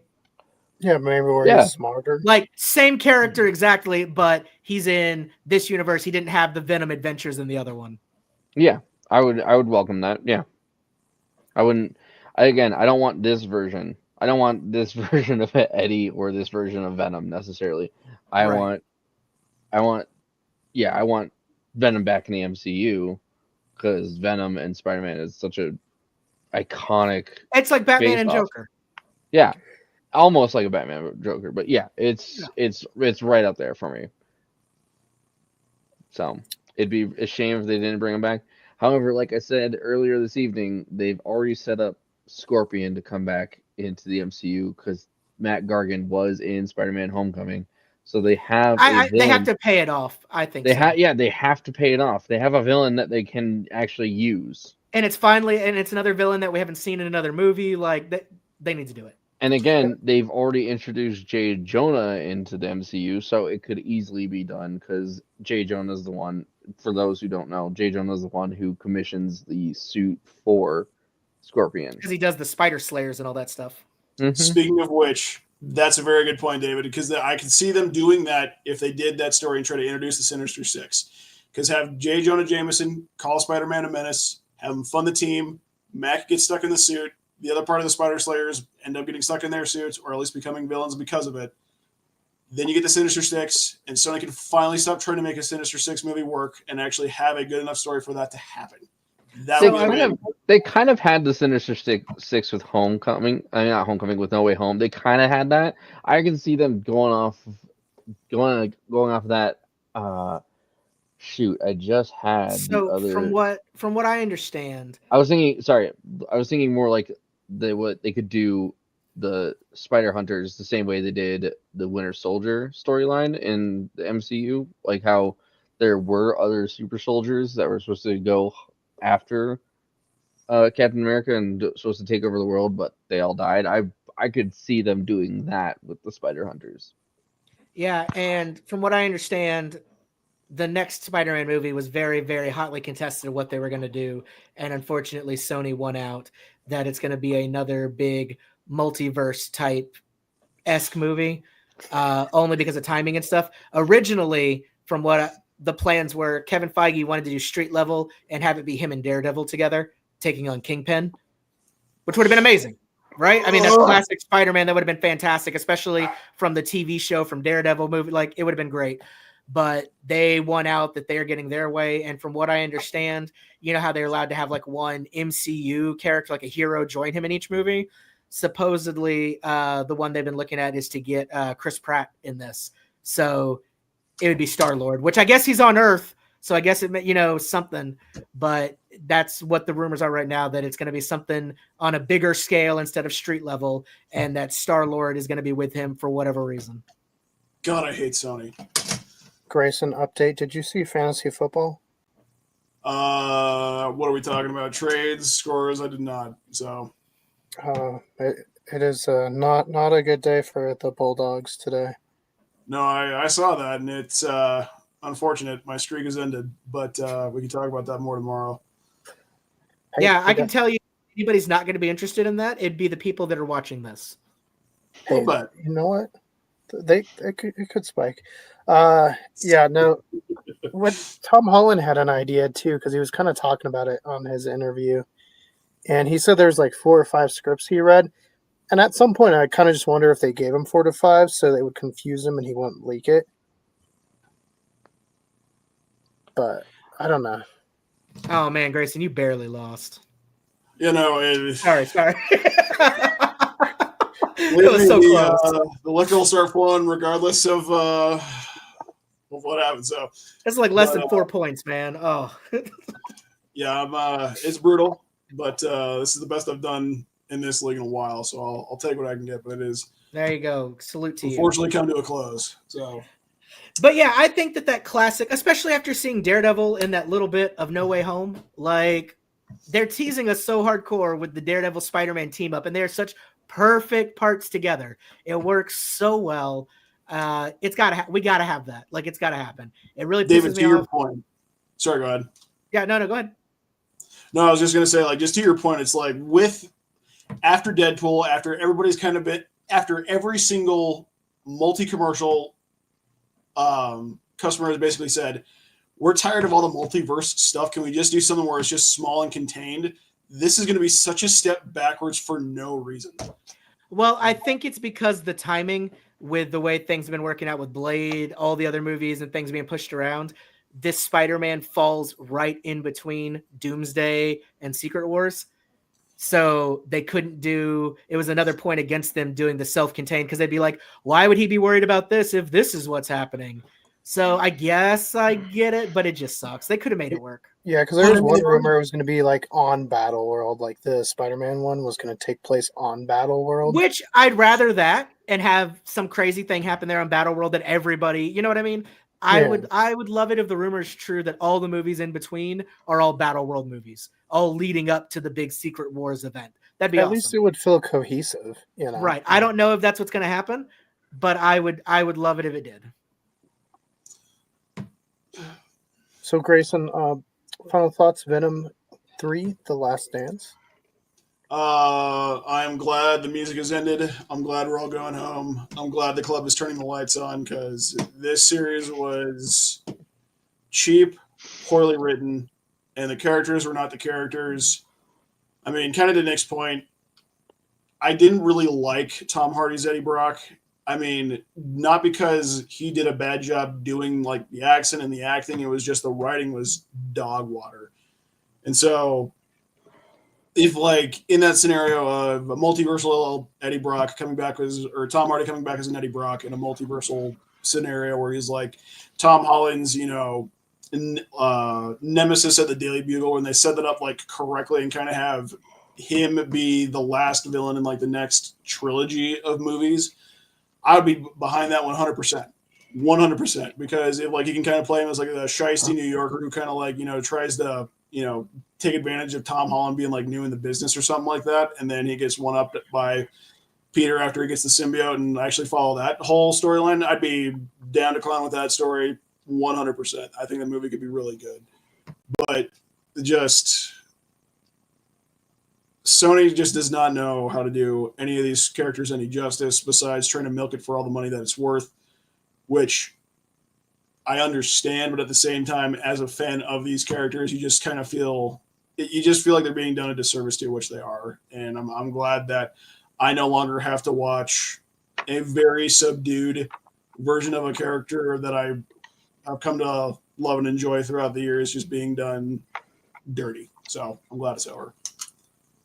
David? Yeah, no, I agree. I'm glad that this was The Last Dance. You know, you don't got to go home, but you can't stay here. It is time to close this out. I agree that it would have been so much better to see this as a Spider-Man movie, to see him done justice, a character that we all loved, translated the right way. We already had to sit through Topher Grace's terrible one. Then we saw this terrible one. Let's just hope that third time's the charm and that we get a good story out of it. And personally, I don't want the symbiote piece that was left at the bar. I don't want that to be the one. I want him to get it in space during Secret Wars, just like the comics of how it was supposed to come from. I think that this was just another example of Sony trying way too hard. All of their movies suck. None of them have been even what you could say is good. I think passable is the best any of them has ever gotten. They're awful movies. They need to just hang it up. They need to say, Marvel, you have all the rights. Just give us 20% of everything you make or something like that. You know, some kind of deal where creative control can fully be with Marvel and they just take a piece for doing nothing. Because I think they've had like, 6, 7 movies now to show us that they don't know what they're doing. They're not good. Nobody likes them. They're cash grabs. And the only way they're going to learn is if we all stop going to anything they do. So if we're doing Kraven, I'm not going to go see it. Unfortunately, we are doing Kraven on the 16th. 16th of what? December. Is that coming out already? Yeah. Oh my God. What? It come out like 2 years ago. Okay. You're going to tell me there's nothing better coming out in December than Kraven.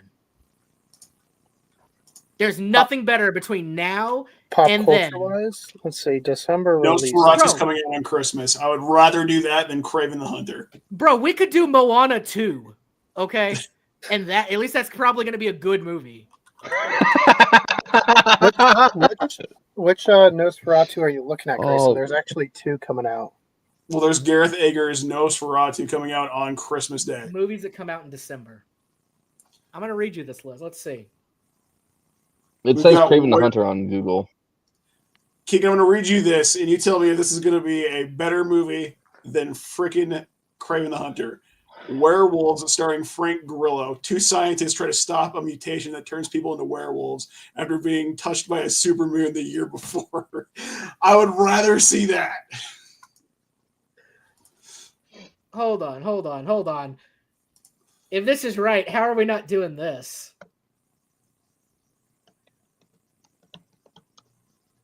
Okay. Dude, there's a... Boom. Friday, December 20th, Sonic the Hedgehog 3.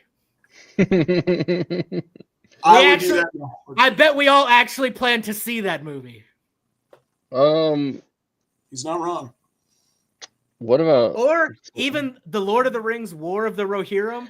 That at least looks like it could be good. That comes out the same day as Kraven the Hunter. See, we don't even have to change the date of when we're doing the show. I'm just See, saying. look at that. I can put out a Improvise. YouTube video in December. We could do that, and it's going to be better. Just us reacting to your YouTube video. Yeah, there we go. I mean, I'm sorry, but there's no way it's going to be good. And I'm sick of giving my money to Sony for substandard, awful movies that did nothing but kill potential great movies. If we were to do Nosferatu, we could still watch Aaron Taylor Johnson because he's also in that film. I'd rather watch him in a good movie instead of a bad one. This isn't about you having a hard-on for Aaron Taylor Johnson, all right? Wait, it's not? Again, I'd rather do Lord of the Rings instead of Lord of the Rings feels like it fits very well into pop culture. Oh, look, William Dafoe, Nicholas Hoult, Bill Skarsgård. Okay, why are you just going over the Nosferatu cast list? Well, I saw Bill Skarsgård, so we might have to axe that now. Look, Keegan, the crow's over. It can't hurt you anymore. It was just a paycheck. What if we go there and then all of a sudden he turns into the crow? It's not even Nosferatu. I mean, he is Nosferatu. No. This is Nosferatu. That's the prequel to the Crow. You didn't know that? They're building a Crowniverse. Grayson's like, don't tell him that.